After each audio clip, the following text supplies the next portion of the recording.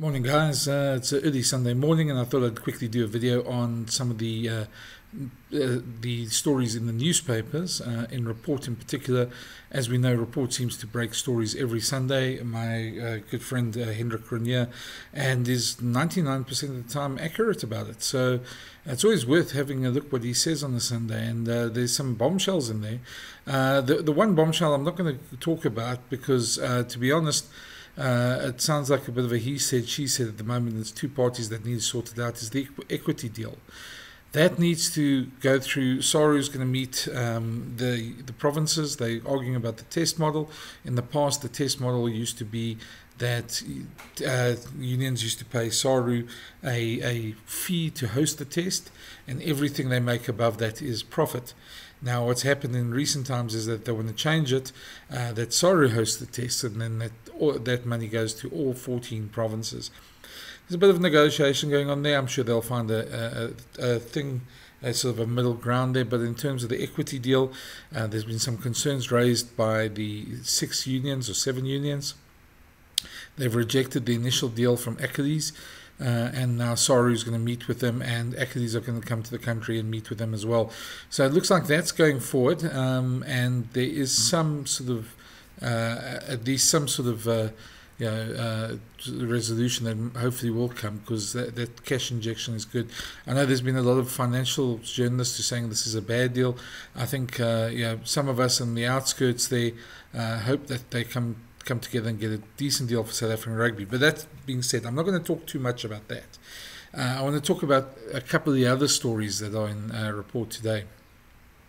The first one being, sorry, there's a fly around here in the morning. The first one being the Cameron Hanekom being called up to the Springbok squad. Now, we haven't got official confirmation of this.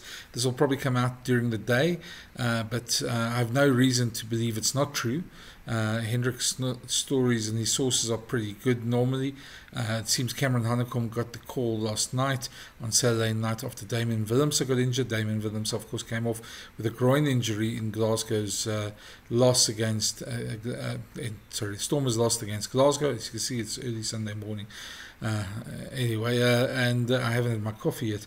But so Russie's done this before. I mean, when he replaced Malcolm Marx with Andre Pollard in the World Cup, he doesn't necessarily choose like for like, and he probably feels that at fullback with Apelele Fasivali Leroux, he's got a couple of decent players there. It's a pity for Jordan Hendrickson, because I think he would have been a good addition to the tour as well. But it's hard to argue against Cameron Hanekom being called up. Of course, that means there's an extra loose word there. Whether he'll play is going to be interesting to see. I think what probably would happen now is he'd probably play against Wales, which would be rather ironic given that Wales were chasing him to play for them. But given that, the other, of course, is the third bull this week. That's sort of been called up. Of course, Johan Grobler and Wilco Low. Also, Wilco Low, a huge fan favourite as well, being called up this week. So that's a number of the bulls. So and this is Jake White had a chat about it on Friday just before the game. Was talking about exactly how the bulls are now having a juggling act, and that's something the Sharks have had to do for quite a while with so many boxes as well. So that's interesting to hear him say that. The Bulls, of course, a lot of their players they brought through their system. They've now got 10 Springboks in the squad, 11 now with Cameron, and that's pretty decent for their return for them. That does create its challenges, as the Sharks have seen. It's a challenge to play 2 different squads, and you need much more squad depth because you don't always have your Springboks with you because they're away on national duty. Of course, this all could be remedied by a global season, but that's something World Rugby, we've spoken about at length before, and World Rugby doesn't seem to want to do. So that's the first one, the big one. Damian Willemse out the tour, Cameron Hanekom called up, and well done to Cameron. He's really deserved it. I think I'm just going to end off this section with a clip from John Dobson just talking about the injuries after the side's loss against Glasgow Warriors yesterday. Thank you. John, can you give us an update on the injury of the 2 Springboks? They look pretty serious. Yeah, they're both going for scans now. Damian's got a, what's it called? Groin. Yeah, it's groin. And from Fanny Rory's ankle. I think I'd be more worried of the two. I'd be more worried about Damien, but they're both going for scans now, so I can't keep. And BJ? BJ, I'm actually not sure. Looked like they were treating his knee. Yeah, his knee injury. I don't know what it is. They're all going for scans. Yeah. Okay. Obviously not. I mean, yeah, the Stormers, not a good day for the Stormers, but obviously it's concern for the national team as well. Yeah. Not a good day for us at all. I look lucky. I don't think anything about serious. I think they're week or two cases, but not good for the Springboks. The second story I want to talk about from Rapport today is something that we were speculating on this week. Faf de Klerk's name not being in the Springboks lineup, and we're speculating: is he still injured? Is he not? Is he just being left out because he wasn't named as one of the scrum halves for the tour? And the report comes with the headline that he has fallen out of favour with Rassie and them, and he hasn't been selected on form, and he is fit and ready. He can play. Now this is quite a bit of a bombshell, but I suppose in the wider context of the Springbok squad, not really, because there are three other very talented scrum halves going on this tour, and I suppose in a way you're going to start seeing this going over the next couple of years, how our players are going to probably start falling by the wayside.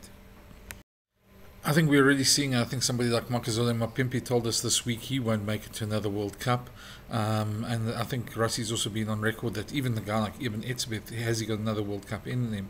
And 2027 is still quite a way away, and there's a bunch of these guys are in their 30s, so the renewal process has begun pretty well. But I think it's a case of what you have in those players. And somebody like Faf, there is enough cover there. So I think we might hopefully not see the end of his career. Hopefully he comes back and still plays a part for the Springboks. But it's certainly not looking like he's going to make it back. And I suppose you're going to start seeing this. I suppose we start getting used to this as the younger players start making their name and start making their claims. I think Grant Williams on Saturday was exceptional. And in fact, it's just a clip of Grant setting up that first try. Grunt Williams opens up. Pele Fassi on the inside. He's got the skill, the pace, checked down hard. It does it, Miller! The finish from Pele Fassi wasn't half bad either. But it's all about the play of the ball, how quickly that ball gets recycled. Comes out quickly, there's not enough time for someone to fall into that first marker position. And then the angle from Pele Fassi is superb. What a finish. Backs his pace, backs his nose for the touchline, try line, and over he goes. The third and final story that's coming out of the report this morning that I want to chat about is James FENT being targeted by Gloucester, and that's no surprise. He's really been one of those players, and we've got so many loose forwards in this country. That he's going to be, I'm not sure what his Springbok prospects are, but they don't look like he's in the mix at the moment. And at the moment, there's so many Springboks around. It's loose forwards, and if you take the Chitukas who've both now I know they play a different role there, but if you take them at the Sharks and just who they've got, and Sia plays technically I suppose as a 6, although he's a very different type of 6 to James FENT. But if you take that, he's going to get game time, but I suppose he wants to go make a bit of money for himself, experience something different. And a team like Gloucester obviously looking at him because they know the likelihood of him being called up to the Springboks is probably pretty slim. So it's good for them in terms of their season. They won't miss him for half the season. So in that respect, it's maybe a great call. And I mean, I never have a problem with a guy going overseas. I think we're seeing that sort of trend being reversed at the moment, more and more in the URC with the players coming back. So if it does happen, good luck to him. As always, these stories come from Rapport. Please go and support the newspaper. Please buy the newspaper. Newspapers are struggling around the country, so this is really just to talk a bit about what they have in them. But I think at the end of the day, we all need to support media as well. Coming from knowing how hard some guys work to break stories, it's rather frustrating sometimes to see other guys just copy and paste the stuff and put it on their websites. So Rapport is still one of the genuine places that still break stories. So if you can, please go and support them as well. Otherwise, have a good Sunday. And if you haven't already, smash that subscribe button. It'd be great to see your comments as well. And thank you for watching.